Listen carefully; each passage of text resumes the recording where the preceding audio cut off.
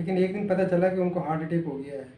Office में बैठे काम कर रहे थे, दोपहर का लंच किया, 1 घंटे के बाद उनकी तबीयत ख़राब हुई और इसके बाद उनको हॉस्पिटल लेके चले गए।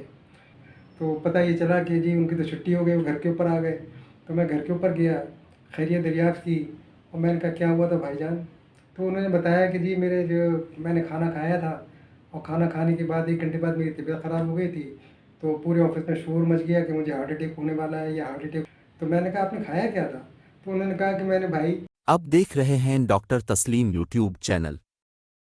अस्सलाम वालेकुम व्यूअर्स, मैं हूं डॉक्टर मोहम्मद तस्लीम। आज मैं आपको एक वाक़या सुनाता हूं। एक मेरे कुलीग थे और उनको गैस की प्रॉब्लम थी, काफ़ी अर्से से चल रही थी। लेकिन एक दिन पता चला कि उनको हार्ट अटैक हो गया है। ऑफिस में बैठे काम कर रहे थे, दोपहर का लंच किया, 1 घंटे के बाद उनकी तबीयत ख़राब हुई और इसके बाद उनको हॉस्पिटल लेके चले गए। वहाँ पर कार्डियो के अंदर उनके टेस्ट वगैरह हुए और मैंने कहा चलो ठीक है, शाम में मैं भी देखूँगा उनको, जाके अपना काम समेट समाट के मैं जाने की तैयारी कर रहा था। तो पता ये चला कि जी उनकी तो छुट्टी हो गई, वो घर के ऊपर आ गए। तो मैं घर के ऊपर गया, खैरियत दरियाफ़्त की और मैंने कहा क्या हुआ था भाईजान? तो उन्होंने बताया कि जी मेरे जो मैंने खाना खाया था और खाना खाने के बाद 1 घंटे बाद मेरी तबीयत ख़राब हो गई थी। तो पूरे ऑफिस में शोर मच गया कि मुझे हार्ट अटैक होने वाला है या हार्ट अटैक हो गया है। मुझे हॉस्पिटल लेके गए, लेकिन डॉक्टर ने मुझे कुछ दवाइयाँ दी हैं और मैं घर के ऊपर आ गया। तो मैंने कहा आपने खाया क्या था? तो उन्होंने कहा कि मैंने भाई बिरयानी खाई थी और बिरयानी के बाद मैंने कोल्ड ड्रिंक पी थी। इसके 1 घंटे बाद मेरा दर्द हुआ और यहाँ बड़ी चुभन सी हो रही थी, दर्द भी हो रहा था, मेरी बेचैनी हो रही थी, चक्कर भी आ रहे थे। तो जब डॉक्टर के पास गया तो उन्होंने टेस्ट वगैरह किए, ईसीजी वगैरह किया। मैं तो समझ रहा था शायद एंजियोप्लास्टी एंजियोग्राफी होगी, लेकिन कुछ भी नहीं हुआ। उन्होंने कहा जी आप ठीक हैं, आप चले जाइए घर पे। मैं घर पे आ गया, मेडिसिन देखी तो पता चला कि वो ये एंटी एसिड और राइजिक और मोटेलियम और म्यूकिन वगैरह दी थी। तो मैंने कहा भाई ये आपको गैसेस थी, आप इसका इलाज कीजिए और एहतियात कीजिए। तो उस पर उन्होंने अभी पिछले दिनों मेरी मुलाकात हुई तो उन्होंने कहा मेरे दूसरे दोस्त को भी ऐसा हुआ था और कई एक लोगों को ऐसा हो चुका है, तो आप इस पर भी एक वीडियो बना दीजिए। मैंने कहा चलो ठीक है, वीडियो में बना दूंगा। तो आज मैं गैस के ऊपर एक वीडियो आपके लिए लेकर आ रहा हूँ। मैं गैसेस जो हैं ये हमारे अंतड़ियों में पैदा होती हैं, मैदे में पैदा होती हैं, गैस पेट में पैदा होती हैं और हमें बेचैन कर देती हैं।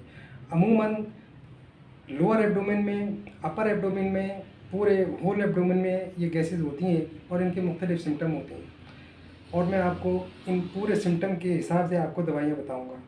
अगर लोअर एब्डोमेन के अंदर गैस है, उसका प्रेशर है और गैसेस रिलीज़ भी नहीं हो रही हैं, आपको मान लीजिए कि पेशाब की प्रॉब्लम भी कभी कभी हो जाती है, पेशाब भी रुक जाता है, तो उस सूरत में आप जो है लाइकोपोडियम 30 इसकी खुराक लेंगे।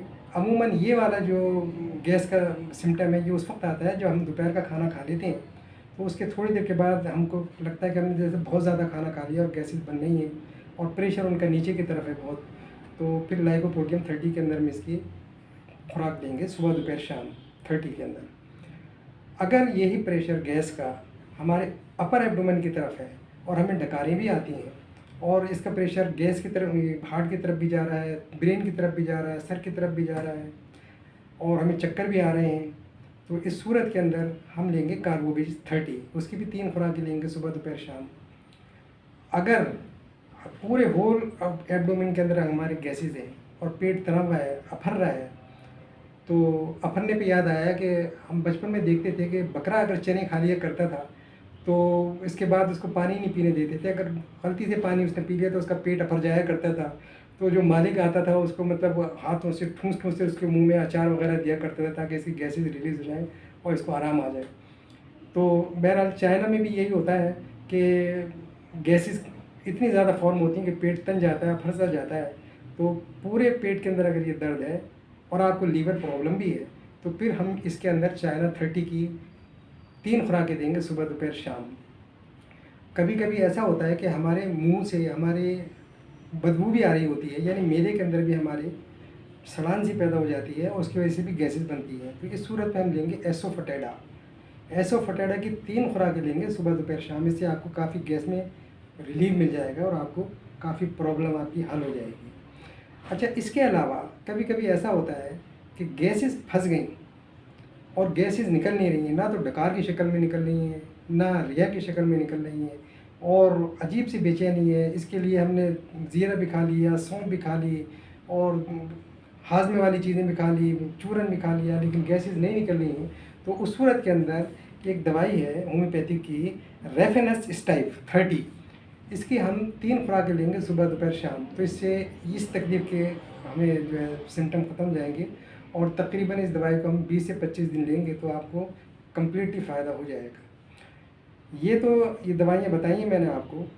तो इन दवाइयों के अगर एक सिम्टम है तो एक दवाई ले लीजिए, और अगर आपको 2-3 दवाइयों के सिम्टम मैच कर रहे हैं तो आप 2-3 दवाइयों को भी एक साथ मिलाकर भी ले सकते हैं, जैसे कार्बोवेज, लाइकोपोडियम और चाइना।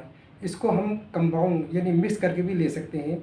इन तीनों के क्वार्टर कप पानी के अंदर 4-4, 5-5 कतरे हम तीनों दवाइयों को डाल के सुबह दोपहर शाम लें तो इससे हमें काफ़ी फ़र्क मिल जाएगा, काफ़ी फ़र्क पड़ जाएगा। तो ये तो थी गैसेज़ और उसके सिम्टम के बारे में मैंने आपको मेडिसिन बताई थी।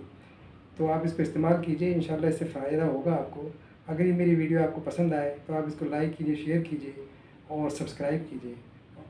मिलते हैं फिर अगली वीडियो तक। अल्लाह हाफ़िज़, अस्सलाम वालेकुम।